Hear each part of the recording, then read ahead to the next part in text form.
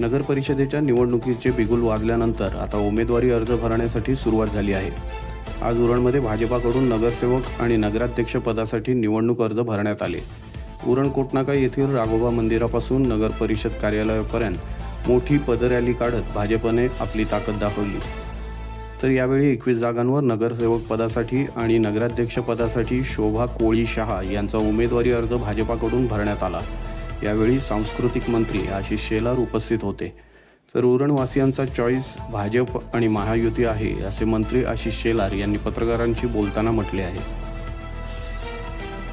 आज या ठिकाणी उरण नगर परिषदेच्या नगराध्यक्ष आणि 21 नगरसेवकांचा अर्ज भरण्याची जल्लोषामध्ये एक रॅली काढून आमचे नेते महेश बालदेजी, प्रशांत ठाकूरजी, म्हात्रे साहेब, अविनाशजी या सर्वच सहकाऱ्यांच्या बरोबर आणि आमचे उमेदवार शोभाताई याबरोबर आज अर्ज दाखल केला।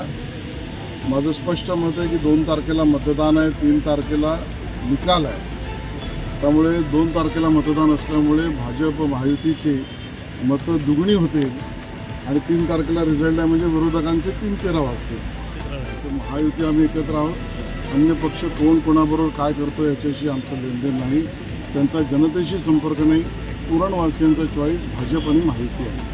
उरणमधली स्थिती आहे, मात्र ठाणे, मुंबई असेल किंवा नवी मुंबई असेल, पनवेल असेल, अद्याप महायुतीबाबत कोणते चित्र स्पष्ट नाही, कधीपर्यंत कोणते महानगरपालिकांच्या निवडणुका जशा घोषित होतील तेव्हा चित्र स्पष्ट होईल। त्यामुळे महायुतीत सर्वसाधारण लढायचं हीच आमची भूमिका आहे।